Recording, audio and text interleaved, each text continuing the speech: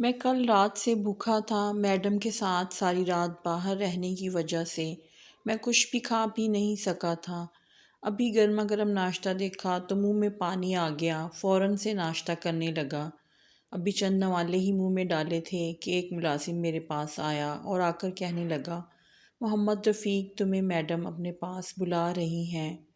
خوش قسمتی کی بات تو یہ تھی کہ یہ بھی میری ہی طرح ایک پاکستانی تھا اور ہم دونوں ہی ایک دوسرے کی باتوں کو اچھے سے سمجھ سکتے تھے۔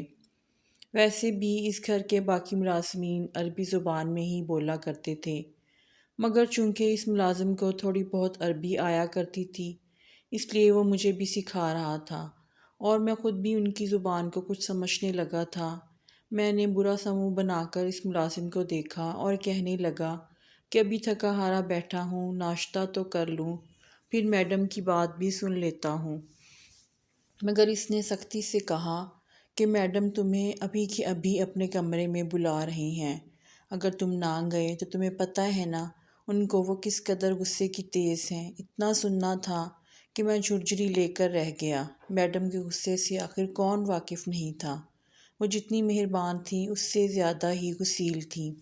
ایک بار ایک ملازم نے ان سے بیوی کی بیماری کا جھوٹ بول کر کچھ پیسے لے لیے، جبکہ اس نے بیوی کو شادی کا ایک مہنگا تحفہ دینا تھا۔ جب میڈم کو پتہ چلا تو غصے میں آ کر اسے نوکری سے ہی نکال دیا تھا۔ میں تو کم از کم اس وقت نوکری نہیں چھوڑ سکتا تھا۔ آخر کو پورے ٹبر کی ذمہ داری مجھ پر تھی۔ میں نے ایک ترستی ہوئی نظر ناشتے پر ڈالی اور پھر ہاتھ پوچھ کر اٹھ بیٹھا۔ ہمارا کوارٹر میڈم کے عالی شان محل جیسے گھر کے عقب میں واقع تھا۔ میں گھر میں داخل ہوا تو میڈم اپنے کمرے میں صوفے پر بیٹھی کچھ سوچ رہی تھی۔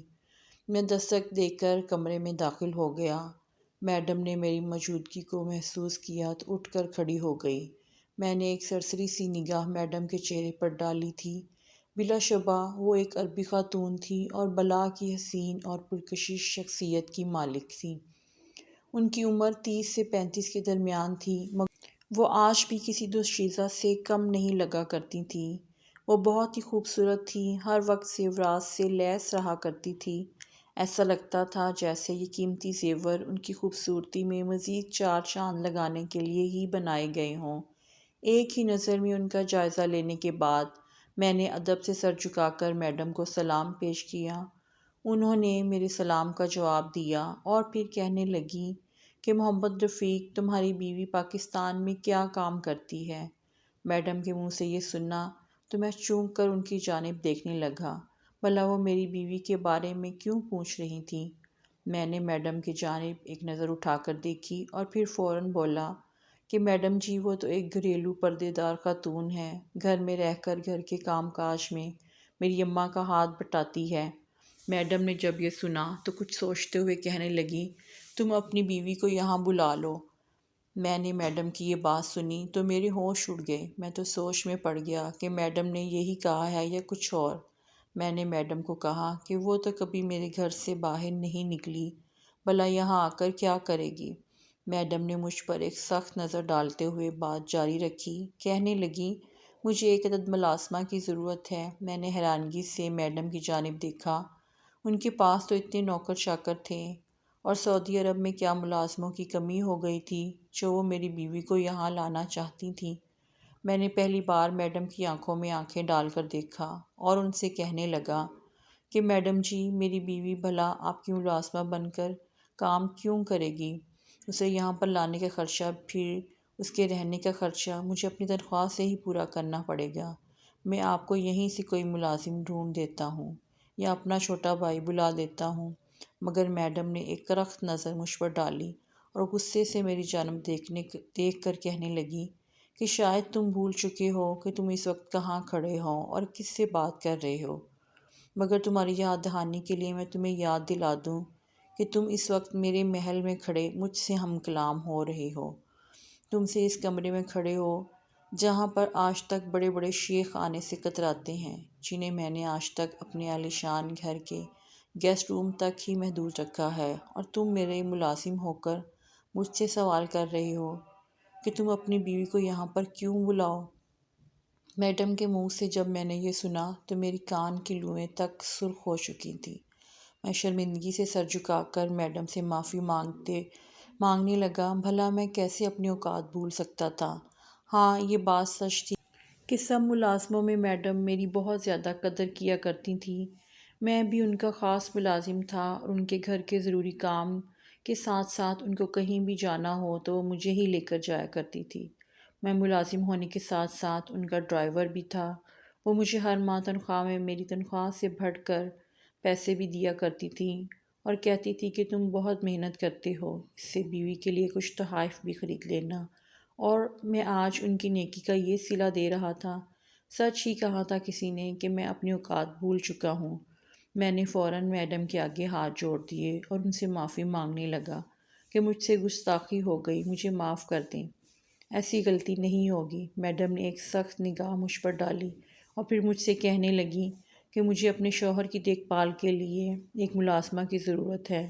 تم اسے یہاں بلاؤ، میں اسے تمہارے ملک کے روپوں کے مطابق 5 لاکھ روپے ماہانہ تنخواہ دوں گی، اور اگر اس نے کام اچھا کیا تو وقت کے ساتھ ساتھ اس کی یہ تنخواہ بڑھ جائے گی۔ میں نے جب یہ سنا تو میری آنکھوں میں پیسوں کی چمک ابھری تھی۔ اتنے زیادہ پیسے! میں تو ماہانہ 2 لاکھ سے کچھ اوپر ہی کما سکتا تھا۔ اگر میری بیوی بھی یہاں آ کر کام کرنے لگے تو ہم دونوں مل کر آرام سے 7 سے 8 لاکھ کما سکتے تھے۔ اتنا سوچنا تھا کہ میں خوش ہو گیا اور میڈم سے کہنے لگا کہ آپ بے فکر ہو جائیں، میں کل ہی اپنی بیوی کو یہاں بلاتا ہوں اور ہم دونوں آپ کی نوکری کریں گے۔ میڈم کے چہرے پر ایک مسکراہٹ پھیلی تھی۔ میں فوراً بھاگ کر اپنے کوارٹر میں آیا۔ میری تو ساری بھوک ہی مٹ چکی تھی، سارا دھیان اپنی بیوی کی جانب تھا۔ میں نے فوراً اسے کال ملائی۔ وہ اس وقت دوپہر کا کھانا بنا رہی تھی۔ میری خوشی اس سے بھی چھپی نہ رہ سکی۔ مجھے خوش دیکھ کر وہ مجھ سے پوچھنے لگی کہ محمد رفیق، تم اس قدر خوش کیوں ہو؟ لگتا ہے آج میڈم سے تمہیں تنخواہ ملی ہے۔ میں مسکرا کر بولا کہ نہیں پگلی، تمہارے لیے خوشخبری ہے۔ تم کہتی تھی نا کہ تم یہاں آنا چاہتی ہو، عمرہ کرنا چاہتی ہو اور یہاں پر میرے ساتھ رہنا چاہتی ہو۔ میری بات سن کر فری تو خوشی سے پھولے نہیں سما رہی تھی اور کہنے لگی کہ ہاں، میری تو یہی خواہش تھی کہ میں تمہارے ساتھ ڈھیر سارا وقت گزاروں۔ آخر شادی کو صرف چند ماہ ہی گزرے تھے کہ تم سعودیہ چلے گئے۔ میں نے یہ خبر فری کو سنائی تو وہ خوشی سے جھوم اٹھی، کہنے لگی کہ وہ نوکری کرنے کے لیے تیار ہے۔ اس کے تمام تر معاملات میڈم نے ہی دیکھے تھے۔ وہ پھر کچھ دنوں ہی بعد فری بھی میرے پاس سعودی عرب چلی آئی۔ فریحہ میرے پاس آ کر بے تحاشا خوش تھی۔ میں اس کو میڈم کے پاس لے کر گیا تو میڈم نے اس کے چہرے پر ایک نظر دوڑائی اور مسکرا کر اسے سینے سے لگا لیا۔ میڈم دل کی بے حد اچھی تھی، ورنہ نوکر کی بیوی کو کون سینے سے لگاتا ہے۔ میڈم میری بیوی کو دیکھ کر کہنے لگی کہ تمہاری بیوی تو بے حد حسین ہے، بالکل ویسے ہی جیسے تم نے اپنے موبائل میں دکھائی تھی۔ میں خوشی سے شرما گیا تھا، جبکہ فری بھی اپنی تعریف سن کر شرم سے سر جھکا گئی۔ میں اپنی بیوی کو یاد کر کے بے حد افسردہ ہوا کرتا تھا۔ میرا کچھ اخلاق بھی اچھا تھا۔ میڈم جلد ہی میرے ساتھ خوشمانوس سی ہو گئی اور ایک روز مجھ سے کہنے لگی کہ اپنی بیوی کی تصویر تو دکھاؤ، کیسی ہے وہ جس کی خاطر تم اس قدر پریشان اور دکھی دل رہتے ہو۔ میری بیوی کو دیکھتے ہی میڈم کی آنکھیں حیرت سے پھیل چکی تھیں۔ وہ مسکرا کر کہنے لگی کہ ماشاءاللہ، تمہاری بیوی تو بالکل ایک پری جیسی حسین ہے، وہ بہت پیاری ہے۔ تم تو خوش قسمت ہو، تمہیں اتنی پیاری بیوی ملی۔ اس لیے میری میڈم نے میری بیوی کو دیکھ رکھا تھا۔ میڈم خود تو 30-35 سال کے قریب کی خاتون تھی، مگر ان کا شوہر 80 سالہ بوڑھا عربی تھا۔ مجھے یہ بات اکثر سوچنے پر مجبور کر دیتی تھی، اور آج تو جب فری نے بھی میڈم کے شوہر کو دیکھا تھا تو وہ بھی پریشان سی ہو گئی۔ میرے پاس آ کر کہنے لگی کہ محمد رفیق، یہ میڈم نے اس بڈھے کھسٹ میں آخر کیا دیکھا جو اس سے شادی کر لی؟ یہ تو کہیں سے بھی میڈم کا میل نہیں کھاتا۔ میڈم تو آج بھی جوان جہان دکھتی ہے، جبکہ وہ تو 80 سالہ بڈھا ضعیف۔ میڈم کو اس سے کیسے محبت ہو گئی؟ میں تو کبھی سے اس سوچ میں گم تھا جب سے یہاں پر آیا تھا کہ میڈم کے شوہر بستر پر لیٹے رہتے تھے۔ ان کو فالج کا اٹیک ہوا تھا اور وہ کوما کی کیفیت میں تھے، اسی لیے چل پھر نہیں سکتے تھے۔ میڈم نے انہی کی دیکھ بھال کے لیے میری بیوی کو یہاں بلایا تھا۔ یہ بات میری سمجھ سے بھی باہر تھی کہ آخر میڈم نے اس بوڑھے سے محبت کیسے کر لی، کیونکہ میڈم اکثر کہا کرتی تھی کہ ان کی شیخ جبار سے پسند کی شادی ہے۔ خیر کچھ روز آرام سے گزرے تو میڈم ایک روز میرے پاس آئی۔ میں اور فری ایک دوسرے کے ساتھ بیٹھے میڈم کے باغ میں خوبصورت مناظر سے لطف اندوز ہو رہے تھے جب میڈم ہمارے پیچھے آ کر کھڑی ہو گئی۔ میڈم کی موجودگی کا پا کر ہم دونوں ہڑبڑا کر سیدھے ہوئے۔ ہمیں یہ تو احساس نہیں ہوا تھا کہ میڈم ہمارے پیچھے کھڑی ہے۔ میڈم ہمارے پاس آئیں اور آ کر کہنے لگی کہ محمد رفیق میرے کمرے میں آؤ، مجھے تم سے کچھ ضروری بات کرنی ہے۔ میری بیوی میرا چہرہ دیکھنے لگی اور منہ بسور کر میری جانب دیکھنے لگی۔ وہ جب سے یہاں آئی تھی ہم نے کچھ پل کے لیے بھی ایک دوسرے کے ساتھ وقت نہیں گزارا تھا۔ رات ہوتی تو اس قدر تھک جاتے کہ جلدی ہی سو جایا کرتے تھے، اور آج جب تھوڑا وقت ملا تھا تو میڈم نے مجھے بلا لیا تھا۔ میں فری کو اشارہ کر میڈم کے کمرے کی جانب چلنے لگا، وہ بھی میرے ساتھ ہی چلنے لگی، مگر تبھی میڈم نے اسے تنبیہ کیا کہ صرف محمد رفیق کو اپنے کمرے میں آنے کا کہا ہے، اس کا یہی مطلب تھا کہ اس کی ضرورت نہیں ہے۔ میں چلتا چلتا میڈم کے کمرے میں آ گیا۔ میڈم نے مجھے اپنے پاس بلا کر کہا کہ محمد رفیق مجھے کام کے سلسلے میں ریاض جانا ہے، تو میں چاہتی ہوں کہ تم میرے ساتھ چلو۔ ریاض شہر یہاں سے 3 گھنٹے کی مسافت پر تھا، مگر ابھی تو رات ہو چکی تھی۔ میں نے میڈم سے سوال کرنا چاہا مگر پھر چپ ہو گیا۔ بھلا میں نوکر تھا اور نوکر کی کیا مجال جو میڈم سے سوال کرتا۔ میں نے میڈم کے حکم کی تعمیل کی اور گاڑی نکالنے لگا۔ میڈم سے جب میں نے پوچھا کہ میڈم ہم کتنی دیر ریاض میں رہیں گے، تو میڈم کہنے لگی کہ ابھی کوئی علم نہیں، شاید چند ہفتے یا مہینے بھی لگ سکتے ہیں۔ میرے تو ہوش اڑے تھے، جبکہ فری بھی میرے قریب ہی کھڑی تھی۔ جب اس نے یہ سنا تو گھبرا سی گئی، فوراً میرے پاس آ کر کہنے لگی کہ محمد رفیق تمہارے بغیر میں یہاں پر اکیلی کیسے رہوں گی؟ یہاں تو میں کسی کو جانتی بھی نہیں، اور یہاں پر تو ہیں بھی سارے عربی لوگ، کوئی میری طرح بولتا ہی نہیں، میں تو تمہارے بغیر رہ ہی نہیں سکتی۔ مگر تبھی میڈم اسے حوصلہ دیتے ہوئے کہنے لگی کہ فری تمہیں یہاں پر وقت گزاری کے لیے نہیں بلکہ میرے شوہر کی دیکھ بھال کے لیے بلوایا گیا ہے، تم ان کا خیال رکھو، تمہارا وقت خود بخود ہی گزر جائے گا۔ فری اس پل بے بسی کا شکار خاموش ہو چکی تھی، مگر میں جانتا تھا وہ اندر ہی اندر کڑ کر رو رہی تھی۔ دل چاہا کہ میڈم سے اس کی سفارش کروں، مگر میڈم نے تو ₹1,00,000 دینے کا وعدہ کر رکھا تھا۔ میں نے فری کو وہیں چھوڑا اور میڈم کے ساتھ ریاض آ گیا۔ میڈم مجھے وہاں لے جا کر اپنے کاموں میں مصروف کر چکی تھی۔ 2-3 دن تک تو میرا فری سے کوئی رابطہ ہی نہ ہوا۔ ایک روز فری کا فون آیا تو وہ رو رہی تھی۔ میں نے اسے سمجھایا، تسلی دی کہ مت رو، میڈم کا بڑا گھر ہے، کہیں بھی گھومو پھرو اور میڈم کے شوہر کی دیکھ بھال کرو، بہت جلد ہی میں واپس آ جاؤں گا۔ مگر فری رو کر کہنے لگی کہ تم نے تو میری زندگی عذاب بنا کر رکھ دی ہے۔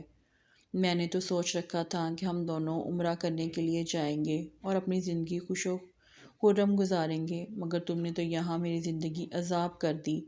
میں حیران تھا اور اسے کہنے لگا کہ تم کیا بات کر رہی ہو، بھلا تمہاری زندگی محل جیسے گھر میں بھی رہ کر کیسے عذاب ہو سکتی ہے؟ مگر تبھی فری کی کال کٹ گئی۔ میں نے بہت بار دوبارہ فون کرنا چاہا مگر اس نے کوئی جواب نہ دیا۔ مجھے اب فری کی فکر ستانے لگی تھی۔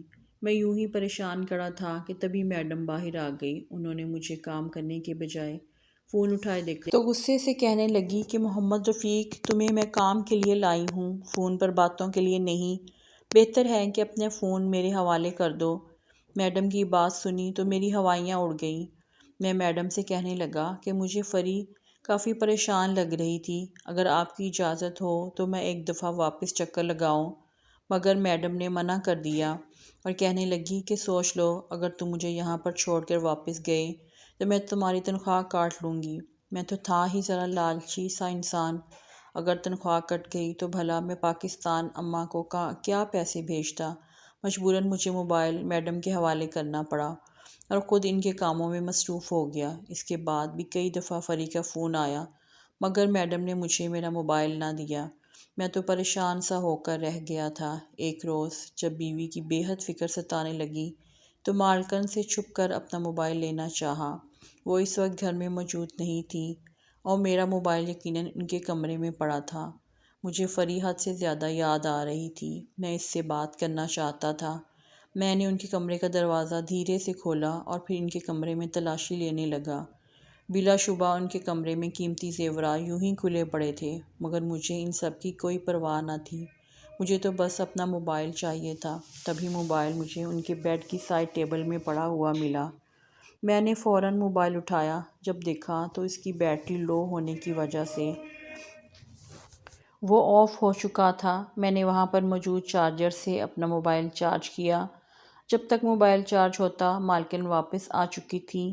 آج وہ مجھے اپنے ساتھ ڈرائیو کرنے نہیں لے کر گئی تھی۔ میں نے جب انہیں دیکھا تو موبائل فوراً اتار کر اپنی جیب میں چھپا لیا۔ اس کی چارجنگ اتنی ہو چکی تھی کہ میں اپنی بیوی سے بات کچھ دیر بعد جب مالکن کھانا کھا کر سو گئی، ایک طرف چھپ کر موبائل آن کرنے لگا۔ یہ دیکھ کر میری تو جان نکل گئی کہ اس وقت فری کی 30 سے 40 مس کال آئی ہوئی تھیں اور مجھے تو اس کی فکر ستانے لگی۔ میں نے فوراً اسے کال ملائی مگر اس کا نمبر بند جا رہا تھا۔ کتنی دیر تک کال ملانے کے بعد اس نے کال اٹھائی۔ وہ بے تحاشا رو رہی تھی۔ اس کی ہچکیاں بند چکی تھیں۔ میں فری سے بکلا کر کہنے لگا کہ فری کیا ہوا تمہیں؟ اس قدر کیوں رو رہی ہو؟ کسی نے تمہیں کچھ کہا ہے؟ فری رونے لگی اور رو رو کر کہنے لگی کہ تم نے تو میری زندگی عذاب بنا کر رکھ دی ہے۔ میرا سب سے بڑا غلط فیصلہ یہی تھا کہ میں تم پر اعتبار کر کے پردیس چلی آئی۔ ابھی خود تو تم اس میڈم کے ساتھ رنگ رلیاں منا رہے ہو اور یہاں میں ان عربیوں کی۔ اتنا کہہ کر وہ رونے لگی تھی۔ مجھے فری کی بات پر غصہ بھی آیا تھا مگر ضبط کر گیا اور پوچھنے لگا کہ آخر ہوا کیا ہے؟ وہ رو کر کہنے لگی کہ مجھے یہاں سے لے جاؤ ورنہ میں اپنی جان دے دوں گی۔ میں مزید یہاں پر یہ سب برداشت نہیں کر سکتی۔ ابھی بھی مشکل سے تم سے بات کر رہی ہوں۔ تمہاری میڈم نے تو میرے ساتھ۔ فری صرف اتنا ہی بول رہی تھی کہ تبھی مجھے میڈم کے اٹھنے کی آواز آئی۔ وہ اپنے کمرے سے باہر نکلی تھی۔ میں نے فوراً کال کاٹ دی اور موبائل کو وہیں پر موجود گملے میں چھپا دیا۔ میرا دل بری طرح کانپ رہا تھا۔ اگر میڈم کو یہ پتہ چل جاتا کہ میں ان کی اجازت کے بغیر ان کے کمرے میں گیا اور اپنا موبائل بھی لے کر آیا تو وہ میری جان لے لیتی، مگر شکر ہے کہ میڈم کو کچھ پتہ نہ چلا۔ جیسے ہی رات ہوئی تو میں نے سوچا کہ میڈم تو سو چکی ہے، میں راتوں رات اپنی بیوی سے مل کر یہاں واپس آ جاؤں گا، کیونکہ مجھے اب فری کی بے حد فکر ستانے لگی تھی۔ نہ جانے وہ کس حال میں تھی۔ یقیناً کسی ملازم نے اسے ڈانٹ دیا تھا یا کسی سے لڑائی ہو گئی ہو تبھی وہ اس قدر پریشان ہو کر رو رہی تھی، مگر حقیقت کیا تھی یہ تو وہاں پر جا کر کھلی تھی۔ راتوں رات میڈم سے چھپ کر میں واپس ان کے عالیشان محل میں پہنچ چکا تھا جہاں پر فری موجود تھی۔ میں نے جب گھر میں قدم رکھا تو یہ دیکھ کر میری جان نکل گئی کہ فری تو وہاں کہیں نہیں تھی۔ میں نے ملازم سے پوچھا کہ آخر میری بیوی کہاں ہے؟ وہ حیرت سے میری جانب دیکھنے لگے۔ ان کی نظروں میں سختی تھی اور پھر کہنے لگے کہ تمہاری بیوی اس وقت میڈم کے شوہر کے کمرے میں ہے۔ اتنا سننا تھا مجھے ان کے منہ سے یہ کافی عجیب لگا۔ میری بیوی تو اس لیے رکھی گئی تھی، مگر ان نوکروں کا انداز انتہائی عجیب تھا۔ میں نے اس کمرے کی جانب قدم بڑھانا شروع کی اور جو ہی دروازہ کھولا تو سامنے کا منظر دیکھ کر میری جان نکل گئی۔ میڈم کا شوہر 80 سالہ عربی بیڈ پر نیم دراز بیٹھا تھا، جبکہ میری بیوی اس کے پیروں کی مساج کر رہی تھی۔ میری بیوی بے تحاشا رو رہی تھی۔ اس کو روتا دیکھ کر میں اس کی جانب بڑھا۔ بوڑھا عربی مجھے اپنے پاس دے کر چونک چکا تھا۔ مجھے دیکھ کر فری روتے ہوئے میرے سینے سے لگ گئی۔ میں اسے یوں بکلایا ہوا دیکھ کر سوال پر سوال کرنے لگا۔ اس عربی کو خونخوار نظروں سے دیکھنے لگا۔ وہ بوڑھا تو کوما میں تھا، پھر ٹھیک کیسے ہو گیا؟ فری ہچکیاں باندھے جو کچھ مجھے بتانے لگی وہ سن کر میرے پیروں کے نیچے سے زمین نکل گئی۔ ہمیں یہاں سے بھیج کر میڈم نے کچھ امیر شیخوں کو یہاں بلا لیا تھا، جو بظاہر تو میڈم کے شوہر کی تیمارداری کرنے کے لیے آئے تھے، مگر در حقیقت وہ میری بیوی کو دیکھتے تھے۔ میڈم جیسی بہروپی عورت نے میری بیوی کا سودا کر رکھا تھا۔ وہ 3-4 شیخ روزانہ آیا کرتے تھے اور میری بیوی ان کو لوازمات پیش کرتی۔ پہلے تو فری نے دھیان نہ دیا، مگر ایک روز ان عربی شیخوں نے میری بیوی کو اپنے کمرے میں بلا کر ہوس بھری نظروں سے دیکھتے ہوئے چھونا چاہا۔ اتنا محسوس کرنا تھا کہ میری بیوی ڈر کر وہاں سے بھاگ گئی، کوارٹر کا دروازہ بند کر دیا اور روتے ہوئے مجھے کال کرنے لگی۔ تبھی وہ شیخ اس جانب ڈھونڈتے ہوئے آئے تو بیوی کال کاٹ کر چھپ گئی تھی۔ وہ شیخ تو نوکروں کا لحاظ کر کے چلے گئے، مگر اگلے کچھ روز تک فری کوارٹر سے باہر نہ نکلی اور نہ ہی بوڑھے عربی کو دعا دی۔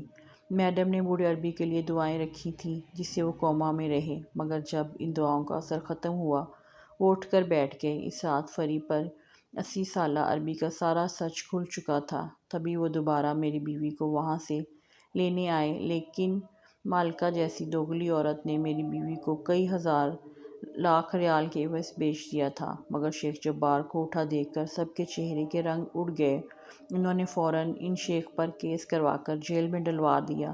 یہ سب میں نے